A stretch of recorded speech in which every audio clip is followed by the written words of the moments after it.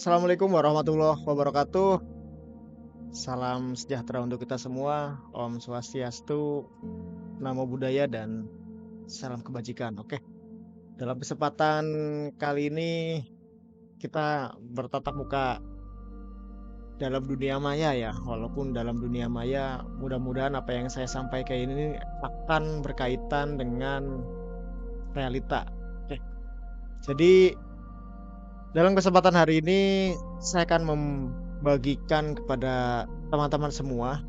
Bukan membagikan ya, artinya apa yang saya bagikan juga apa yang saya peroleh dari orang lain dan hasil bacaan saya dan apa yang saya lakukan ketika menulis. Oke. Jadi pada kesempatan kali ini saya akan membagikan pengalaman ini by experience ya, dengan judul refleksi kesadaran dalam menulis. Nah, kenapa kemudian menulis itu butuh refleksi, butuh kesadaran, walaupun sebetulnya refleksi dan kesadaran itu merupakan satu kesatuan yang memang tidak bisa dipisahkan ya. Karena begini, dalam refleksi artinya ada hal yang disebut dengan apa ya, bisa dibilang fondasi mendasar atau yang paling fundamental atau yang paling dasar, basicnya ketika seseorang itu melakukan kegiatan menulis itu kesadaran. Jadi banyak sekali orang-orang yang menulis tanpa sadar. Misal begini ya, ini menulis tanpa sadar itu misalnya ketika ada seorang menulis tentang mendaki gunung, tapi ternyata dia tidak pernah mendaki satupun gunung. Nah, itu bagi saya penulis yang tidak dengan kesadaran. Artinya, hal paling mendasar dan yang paling fundamental dalam menulis adalah kesadaran. Jadi, kesadaran ini bisa membuat kita merefleksikan diri, meresapi, mempelajari realitas sosial yang ada di sekitar kita, kemudian sampai kepada intinya, refleksi itu adalah cara bagi manusia untuk mengingat kembali kemanusiaannya. Jadi misalnya begini, dalam penginderaan realitas sosial kita, pertanyaan-pertanyaan ini muncul. Misalnya begini, sudahkah kita melakukan itu? Ini misalnya akan berkaitan dengan ketika misalnya teman-teman akan menulis hal-hal yang berkaitan dengan kebudayaan. Karena saya tinggal di Banyumas, misalnya saya sebut ebek. Secara sederhana saya sebut ada kesenian Banyumas yang disebut sebagai ebek atau kuda lumping kalau di daerah lain biasanya. Nah, ketika teman-teman menulis ebek, sadaran teman-teman adalah pernah menonton pertunjukan ebek. Itu kesadaran yang penting dasar. Jadi jangan sampai teman-teman menuliskan ebek, tapi teman-teman tidak pernah melihat itu. Kalau tidak pernah melihat, oke.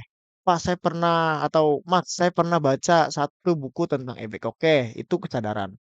Atau saya tidak pernah nonton ebek, saya tidak pernah baca bukunya, tapi saya punya tetangga yang berprofesi sebagai seniman ebek. Oke, itu juga kesadaran. Jadi, kesadaran ini perlu kita peroleh dulu sebelum nanti mulai menulis karena kesadaran ini membuat manusia akhirnya merefleksikan dirinya. Jadi ia merefleksikan, memantulkan, memantaskan, meresapi, kemudian mempelajari apa yang ada. Ini kesadaran. Jadi sederhana itu sebetulnya ketika kita membahas tentang kesadaran. Kemudian ketika kita sudah membuat sebuah tulisan, hal yang paling dasar ketika kita masuk ke dalam sebuah tulisan adalah komposisian. Tapi sebelum kita masuk ke sana, saya akan memberikan sebuah contoh kasus ya. Misalnya memposisikan diri sebagai penulis. Jadi ketika kita merefleksikan sebuah hal, kita mesti meresapi apa yang ada dan yang tidak ada dalam penginderaan kita misalnya. Nah, ini sekaligus saya akan membahas tentang posisi sebagai penulis karena penulis ini punya posisi yang strategis. Teman-teman akan ada di kiri, ada di kanan, atau ada di tengah-tengah. Oke, misalnya begini. Misalnya saya ambil isu yang sekarang sedang viral di mana-mana ya. Misalnya makan siang gratis. Oke. Makan siang gratis ini sebuah hal yang sangat kompleks ya, yang bisa kita jadikan sebagai tulisan. Entah nanti bentuknya esai, entah bentuknya karya sastra, baik itu puisi, cerpen, ataupun nanti ada yang membuat naskah drama tentang MBG itu malah jadi sebuah hal yang luar biasa. Jadi, makan bergizi gratis ketika kita ingin memposisikan kesadaran kita terhadap MBG, kemudian kita akan merefleksikan diri kita terhadap MBG, kita perlu kalau istilah Gen Z sekarang itu POV atau biasa disebut sebagai point of view ya atau sudut pandang. Nah, sudut pandang ini penting. Jadi sudut pandang ini akan memposisikan kita akan berada di posisi mana. Jadi sudut pandang ini akan memberikan tempat kita akan menjadi seorang pengkritik, kita akan menjadi seorang pemuja, atau kita akan menjadi seorang yang moderat ya, di tengah. Kalau saya biasanya akan menempatkan diri di kiri atau di tengah, biasanya saya begitu. Kecuali saya akan nanti bergerak menjadi kanan, menjadi pemuja ketika misalnya ada sebuah hal atau seorang penulis yang kemudian akan saya tulis tulisannya, ulasan-ulasan tentang karya sastra yang ditulis. Itu pun akan berpindah dari kanan ke kiri. Jadi otomatis posisi itu penulis harus tahu dulu. Nah, misalnya ketika teman-teman memposisikan diri sebagai seorang pengkritik akan mencari 1.000 jalan untuk memojokkan sebuah isu, memojokkan sebuah kebijakan misalnya, atau misalnya kita punya pandangan lain terkait sebuah isu dan kita tidak suka dengan isu itu, atau kita punya nih solusi alternatif jangan sampai isu itu dilakukan. Ini pengkritik. Kemudian ketika teman-teman menjadi seorang pemuja itu akan senantiasa memuji sebuah produk atau sebuah kebijakan di sini saya tulis ya sebagai berhala hidup. Artinya kok tidak ada cacatnya nih produk atau kok tidak ada jeleknya nih produk kok semuanya bisa bagus terus atau baik terus. Nah, ini yang sebetulnya sebagai seorang penulis teman-teman jangan ada di posisi sebagai seorang pemuja. Nah, posisi paling aman sebagai seorang penulis itu ada di tengah, yang tadi saya sebut sebagai moderat ya. Jadi kita berdiri dan memantau di tengah-tengah. Jadi kita boleh mengkritik karena memang itu boleh misal dalam hal MBG ya, kita boleh mengkritik itu. Karena makan bergizi gratis ini merupakan bisa dibilang apa ya, hajatannya pemerintah begitu, yang berkaitan dengan kemaslahatan masyarakat secara luas. Apalagi di sini generasi muda bangsa ya, yang duduk di sekolah dasar hingga sekolah menengah. Artinya kita boleh loh mengkritik itu karena kita ada di posisi yang bertujuan untuk kemaslahatan masyarakat. Itu boleh. Kita harus objektif misalnya MBG itu begini, begini, begini dan sebagai seorang pengkritik, tulisan kita itu harus tajam. Tidak hanya tajam, tapi kemudian apa yang kita tulis itu melalui pengamatan, melalui riset, melalui hal-hal yang sifatnya by penelitian ya. Teman-teman tidak bisa serta-merta langsung mengkritik, oh MBG jelek. Apanya yang jelek? Misalnya tata pengelolaannya, oke. Apa yang sudah kamu riset di situ? Kemudian, misalnya teman-teman menempatkan diri sebagai pemuja, apa ya MBG tidak ada jeleknya sih. Maka harus dipuja terus. Oh terima kasih pemerintah, kita sudah mendapatkan makan bergizi gratis. Kan belum tentu juga. Di banyak tempat sudah mulai banyak siswa yang keracunan. Kemudian juga tata kelola yang kurang baik, kemudian menunya juga aneh begitu. Artinya dalam kasus MBG atau dalam memandang MBG kita punya sudut pandang yang banyak. Nah, ini yang penulis perlu tahu itu dulu. Artinya Jangan sampai kita terjebak ke dalam sebuah kritikan yang tidak ada ujungnya, atau kita juga terjebak dalam sebuah pemujaan yang tidak ada ujungnya. Jadi yang paling baik adalah kita harus berada di tengah. Ini ideal ya. Jadi kita mengkritik boleh, kemudian kita juga memberikan hal-hal yang berkaitan dengan kebenaran boleh, karena penulis itu bagi saya itu harus punya kebijaksanaan moral. Artinya ketika misalnya sebuah isu itu yang ditulis atau objek yang ditulis itu baik, ya sampaikanlah kebenarannya pada halayak. Kalau misalnya buruk, ya buruknya apa, kaitannya bagaimana itu. Nah, ini pemposisian sebagai penulis ya. Artinya teman-teman ketika menulis itu perlu membuat hal-hal yang kira-kira kan duduk di mana. Nah, kemudian saya juga akan membahas tentang melatih kesadaran. Nah, ini saya berangkat dari apa yang ditulis oleh Pram ya. Pram itu pernah diwawancari dalam sebuah media, tapi saya tidak tahu media apa itu, saya agak lupa begitu.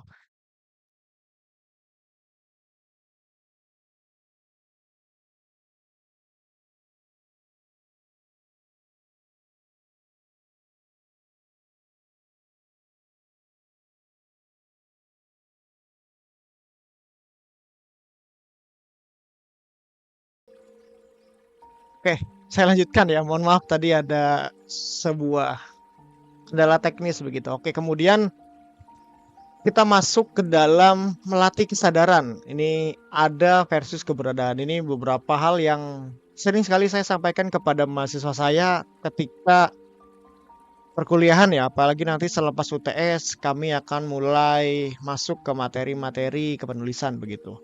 Jadi refleksi dan kesadaran itu perlu dilatih. Jadi dalam sebuah media itu Pram pernah bilang bahwasanya keberanian itu seperti otot. Jika dilatih, dia akan semakin kuat. Jika tidak dilatih, keberanian itu akan semakin lemah.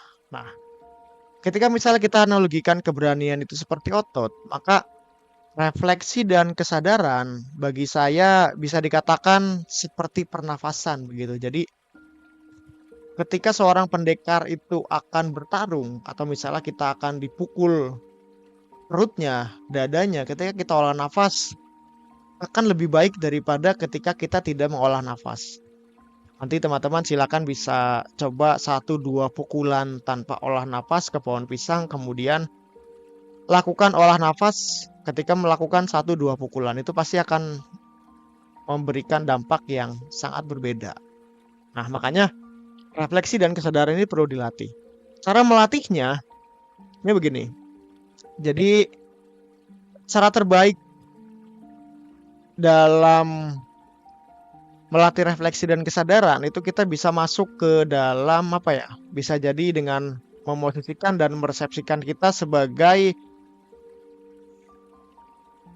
subjek yang harus ada dalam pusaran dunia. Artinya begini, tadi kan di awal saya sudah bilang ketika misalnya teman-teman akan menulis ebek, paling tidak teman-teman pernah melihat, pernah mengikuti, pernah mempunyai informasi tentang itu. Nah, kita harus ada di pusaran dunia. Misalnya, kondisi yang melekat pada kita secara keseluruhan bisa saya analogikan dengan kata ada dan keberadaan. Ini dua kata yang sebetulnya sama-sama menunjukkan eksistensi ya, artinya ada. Sebagai contoh begini, kata ada itu kita bisa lihat misalnya ada seorang mahasiswa masuk kelas mengikuti mata kuliah filsafat. Ia baru dikatakan ada apabila mahasiswa tersebut itu ada fisiknya. Jadi ada asbabul wujudnya. Fisiknya ada, buktinya ada, dia duduk di sebuah kursi, misalnya ketika dicek presensinya oleh dosen, misalnya namanya Gibran. Gibran hadir, Pak. Nah, itu masih sebatas ada karena bukti nyata dari ada selalu berkaitan dengan fisik, berkaitan dengan benda, kemudian berkaitan dengan hal-hal yang mewujud, bentuknya nyata. kita bisa lihat itu melalui penginderaan. Itu ada. Jadi hal-hal tersebut yang tadi sudah saya sebutkan beberapa poinnya itu dikatakan sebagai ada. Mahasiswa ada nih, kuliah, masuk kelas, ikut kuliah filsafat. Kemudian kita geser ke kata keberadaan. Nah, keberadaan ini mengacu kepada setiap yang ada, namun memiliki apa yang disebut sebagai resonansi. Ketika mahasiswa ada di dalam kelas belajar filsafat, maka seharusnya mahasiswa tersebut menunjukkan keberadaannya. Keberadaan itu bisa mewujud misalnya mahasiswa itu bertanya kepada dosen, mahasiswa itu membuat gaduh, itu menunjukkan keberadaannya. Nah, keberadaan semacam itu nanti dapat dirasakan. Jadi tidak hanya kita lihat secara penginderaan itu wujudnya ada, tapi keberadaannya itu ada. Karena ketika masuk mahasiswa ini, kemudian ada diskusi yang sangat mendalam. Ketika masuk mahasiswa ini, kemudian muncul pertanyaan-pertanyaan fundamental yang bisa membuat kita berpikir, kita berdiskusi, kita berdialektika. Itu keberadaan ya. Jadi dari proses contoh ada dan keberadaan ini menjadi sebuah latihan untuk melatih refleksi dan kesadaran. Karena dalam menulis sebetulnya kita tidak hanya menuangkan sebuah gagasan ya, karena kita perlu apa yang disebut juga sebagai refleksi dan kesadaran tadi. Misalnya kita tidak hanya menginformasikan, kita tidak hanya melempar konsep, tapi kita harus sampai masuk ke apa yang disebut sebagai persuasi dan ideologi. Nah, ini nanti yang akan membuat tulisan kita itu dalam tanda kutip bunyi, bahkan berisik, bahkan gaduh. Karena beberapa tulisan yang memang gaduh, itu memang dikonsep dia akan menimbulkan resonansi kepada orang-orang yang membacanya. Oke, jadi nanti ini akan berkaitan dengan jam terbang teman-teman ketika menulis ya. Artinya semakin jam terbangnya semakin panjang, semakin handal, semakin lihai, nanti 4 aspek tulisan ini akan membuat tulisan teman-teman bunyi. Misalnya, 4 aspek yang saya maksud di sini ada informasi, edukasi, persuasi, kemudian ideologi.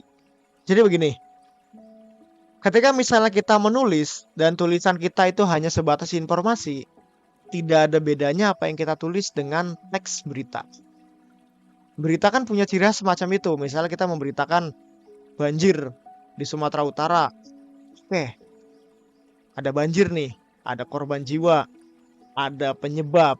Oke, itu ketika kita bisa menulis hanya sedasar itu, artinya tulisan yang kita muat itu hanya sebatas informasi.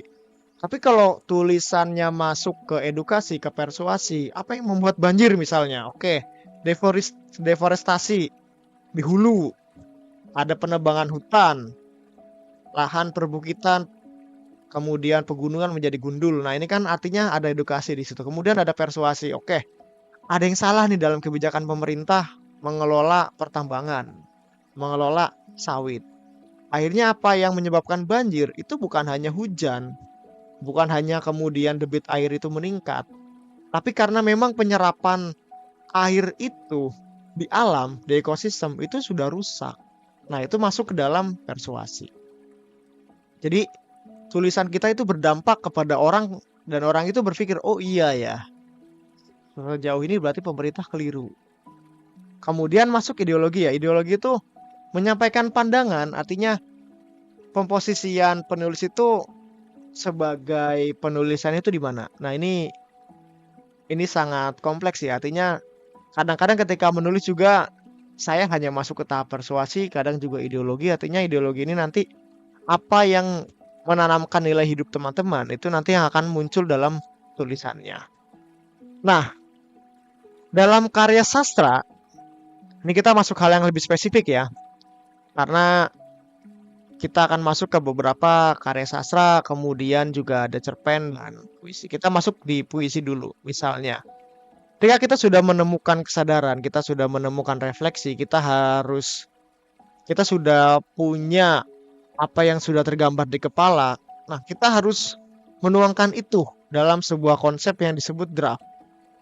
Misalnya ya, ini beberapa karya yang saya contohkan, ini kebetulan saya tulis sendiri. Misalnya di sini saya menulis puisi, judulnya di sepanjang Jalan Bitung Cikupa. Ini kalau teman-teman pernah tinggal di Kabupaten Tangerang, khususnya yang melewati jalur Cikupa sampai ke kota Tangerang permulaan ya, Cipondoh atau Cimone akan melalui jalur ini.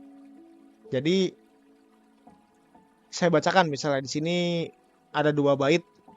Di sepanjang Jalan Bitung Cikupa, orang-orang berangkat dengan wajah setengah hidup, menyimpan mimpi di saku jaket, dan pulang dengan mata yang lelah memandang rumah seperti halte, bukan tempat singgah, bukan tinggal, mohon maaf. Kemudian misalnya di bait kedua, senjata lagi sempat mampir, terjebak macet bersama doa-doa para pekerja kasar yang tersendat di antara klakson dan kenangan tanggal muda. Ini sebetulnya masih banyak di bawahnya. Jadi ketika teman-teman sudah mendapatkan kesadaran dan juga sudah bisa merefleksikan realitas sosial di sekitarnya, teman-teman akan menuliskan hal-hal yang sangat lekat dengan kehidupan sehari-hari. Makanya saya agak sanksi ya ketika misalnya saya memberikan tugas esai kepada mahasiswa, kemudian mahasiswa itu mengkonsep sebuah tulisan yang dia sendiri tidak tahu itu apa.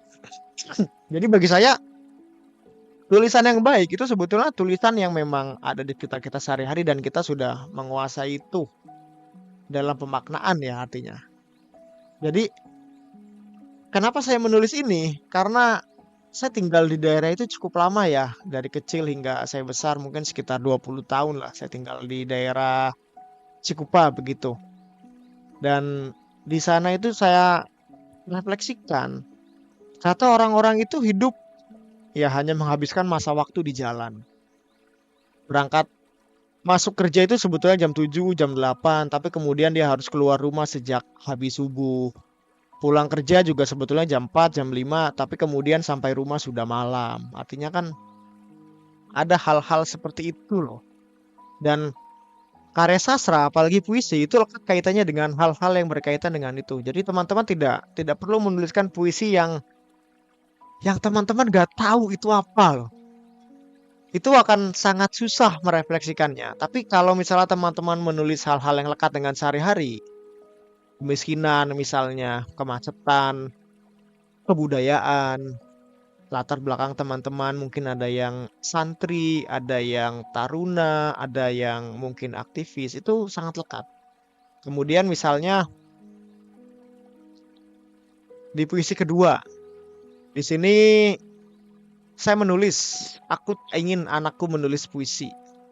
Yang aku inginkan ia menulis cerita-cerita kesedihannya dan membaginya pada deru ombak di samudra, pada rimbun hutan-hutan atau pada terjal puncak-puncak gunung. Aku tak ingin anakku menulis puisi.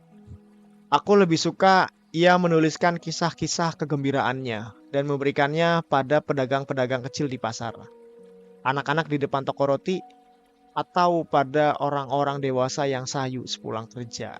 Ini potongan puisi saya judulnya Aku Tak Ingin Anakku Menulis Puisi. Jadi saya menulis ini karena saya merasa resah. Kok penyair itu hidupnya seperti ini ya? Jadi saya mengamati beberapa penyair-penyair, ada juga yang memang bukan siapa-siapa ya. Saya hanya mengamati dari balik layar sosmed atau saya lihat dari kisah-kisahnya di YouTube atau di buku yang saya baca. Kemudian juga saya juga kenal banyak penyair yang kemudian menjadi guru saya di Banten ataupun di Jawa Tengah begitu ya. Jadi banyaknya penyair itu akan sangat sedikit penyair yang memang hidup dari karyanya.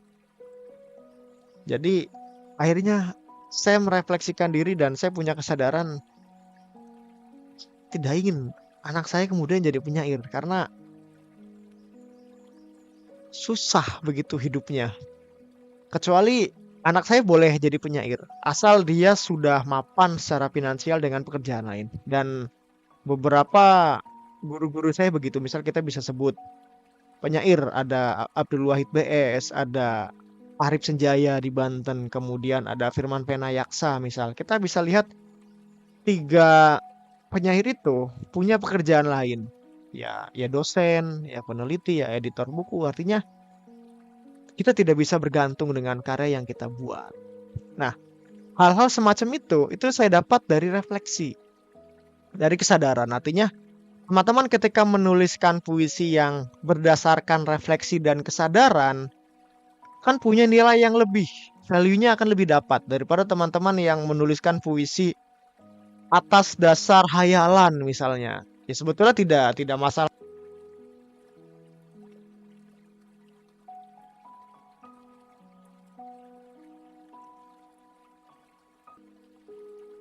Nah, puisi-puisi semacam ini saya tulis atas dasar refleksi dan kesadaran. Jadi, teman-teman mulai tulislah dengan hal-hal yang sederhana yang teman-teman amati, yang teman-teman refleksikan dalam kehidupan sehari-hari. Karena ketika kalian itu menulis dengan apa yang tidak kalian pahami dan tidak kalian kuasai, itu tulisannya akan beda.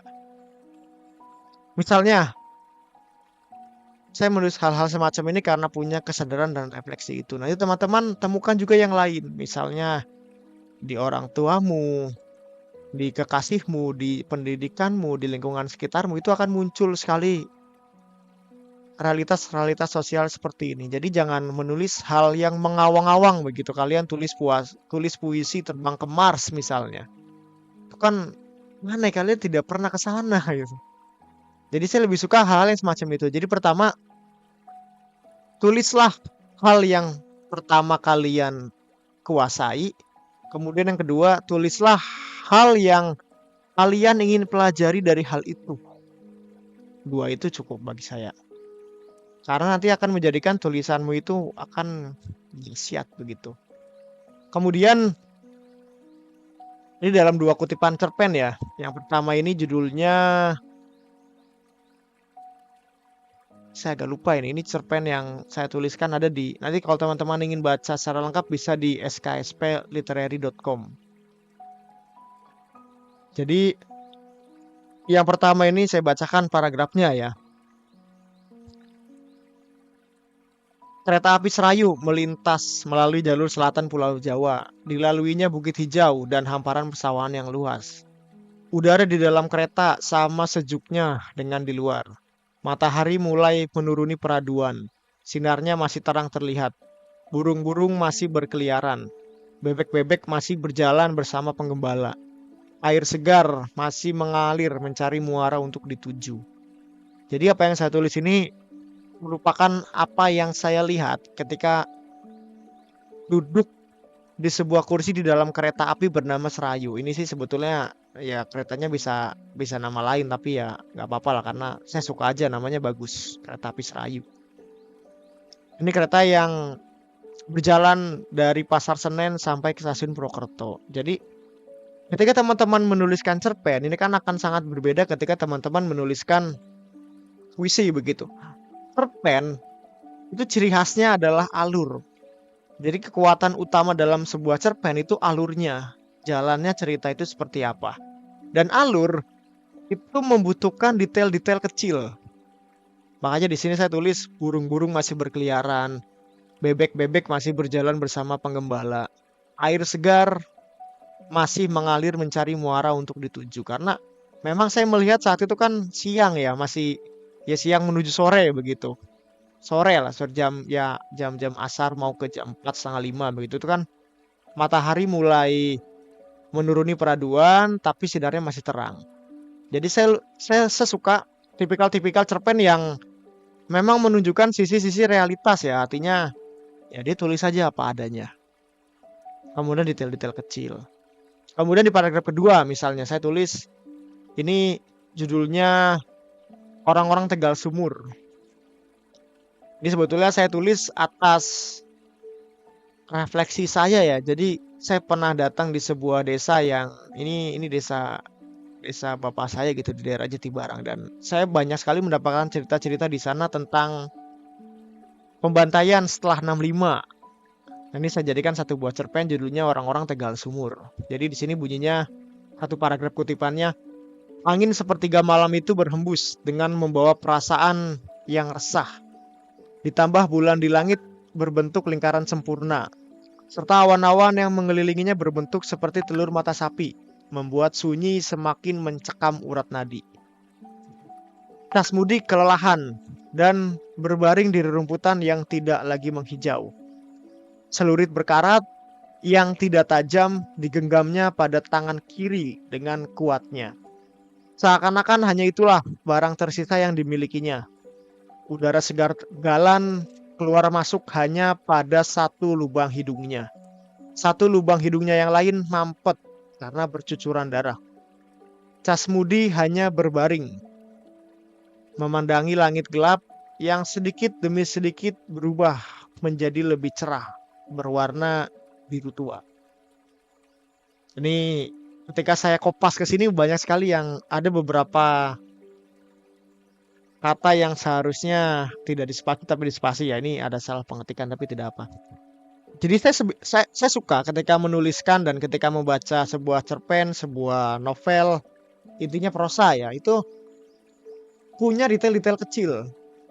Ini untuk memperkuat alur. Jadi seperti yang tadi saya bilang, cerpen itu kuatnya di alur, powernya ada di sana. Jadi saya menceritakan satu orang tokoh Casmudi yang kemudian dia berhasil menumbangkan orang yang dikirim untuk membawanya. Jadi Casmudi ini diketahui sebetulnya dia tidak terlibat dalam Partai Komunis Indonesia, tapi karena memang ada salah satu keluarganya yang terlibat di situ, Casmudi akhirnya masuk radar dan dia harus dihilangkan malam itu. Tapi ternyata dia melawan, kemudian di sini karena Casmudi itu petani, saya simbolkan dengan dia punya arit, dan arit itu dipegang di tangan kiri, itu kan simbolisme yang teman-teman penulis harus sadar itu, dan itu perlu. Jadi ini membuat orang itu berpikir, oh ini ada peristiwa apa. Nah, jadi dalam dasar ketika kita menulis, kita perlu refleksi dan kesadaran itu tadi. Kemudian dalam merefleksi dan memberikan kesadaran terhadap diri kita, musuh utama kita adalah kesombongan. Ini sering saya bahas dengan mahasiswa di kelas ya. Artinya sombongan adalah penghalang terbesar dalam proses refleksi. Setiap kali kita membuat tulisan, kita itu merasa nggak bunyi dan dangkal. Karena kita merasa tulisan yang kita buat sudah pasti bagus. Padahal ya belum tentu. Kemudian kita menolak untuk mengakui tulisan kita itu jelek. Nah, tulisan jelek ya jelek aja. Jadi misalnya begini, ketika saya masih mahasiswa semester 5 di Pendidikan Bahasa dan Sastra Indonesia Untirta, saya pernah setor satu puisi saya kepada penyair yang juga dosen saya namanya Pak Herwan FR. Beliau itu sampai mensobek puisi saya 2 atau 3 kali begitu karena menganggap apa ini yuk sampah begitu. Ya memang karena sejelek itu mungkin ya. Kalau mungkin saya baperan saat itu, saya tidak akan buat video ini hari ini. Jadi ya, kita harus redam dulu kesombongan kita. Dan kalau misalnya kita ingin nulis puisi, usahakan kita sudah pernah membaca minimal 50 puisi. Jadi kita bisa lihat pola-pola orang ketika menuliskan puisi. Kemudian, misalnya kita nulis cerpen, kita harus baca dulu cerpen-cerpen bagus. Kita harus baca cerpen Seno Gumira, misal cerpen Ahmad Tohari, atau yang sekarang penulis-penulis muda itu kita bisa baca cerpennya Ziggy, Ki Madasari, dan lain sebagainya. Jadi ketika kita ingin membuat sebuah tulisan yang bagus, kita juga harus membaca tulisan-tulisan yang bagus. Tuh poinnya. Jadi kesombongan kita pertama selalu bilang tulisan kita bagus. Kita menolak tulisan kita dibilang jelek. Sombongnya kita tidak pernah mau baca tulisan orang lain yang bagus itu. Jadi kesombongan ini yang harus kita redam bersama ya.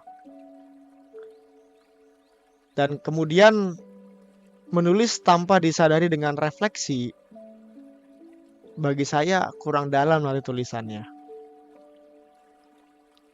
Kemudian ini salin dia terakhir. Jadi ini langkah sederhana sih sebetulnya, langkah sederhana untuk membangun kesadaran dan refleksi. Jadi ada dua cara yang sangat fundamental untuk membangun fondasi teman-teman ya sebelum mulai menulis. Pertama adalah membangun kesadaran, kedua membangun refleksi. Cara terbaik untuk membangun kesadaran adalah membaca. Itu tidak bisa tidak. Karena membaca itu membuka wawasan, memperkenalkan kita terhadap ide baru, kemudian mengisi perbendaharaan kita, amunisi kita untuk berpikir. Kemudian membangun refleksi. Cara terbaik adalah dengan mengamati realitas sosial yang ada, yang terjadi di sekitar kita. Kemudian kita hubungkan dengan apa yang kita baca dan apa yang akan kita tulis. Artinya, membaca dan menulis adalah sunatullah, artinya hukumnya sebab akibat, kausalitas. Ketika teman-teman membaca, teman-teman pasti bisa menulis. Sejauh ini saya belum pernah menemukan orang yang bisa menulis tapi tidak bisa membaca.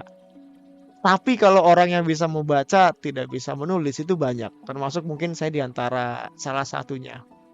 Karena saya juga belum bisa mengatakan saya seorang penulis ya. Karena saya masih kesulitan dalam beberapa hal ketika menulis. Artinya kalau teman-teman tidak membaca, lantas apa yang akan kalian tulis? Itu langkah praktis dalam membangun refleksi dan kesadaran kita dalam menulis. Jadi teman-teman jangan anggap wah Bagi Suta itu sudah banyak tulisannya, sudah nulis ini, sudah nulis itu. Ya itu yang terlihat saja di permukaan dan itu sedikit dan lebih banyak gagalnya. Jadi artinya refleksi serta kesadaran dalam menulis itu penting. Sebelum nanti teman-teman mulai menulis. Ini basicnya teman-teman harus paham tentang refleksi dan kesadaran. Mungkin itu yang bisa saya bahas dalam perjumpaan kita hari ini cukup panjang ya, hampir 40 menit, tapi mudah-mudahan teman-teman tidak bosan begitu. Terima kasih, sampai jumpa dan sampai bertemu lagi. Saya akhiri, salam sejahtera dan Assalamualaikum warahmatullahi wabarakatuh.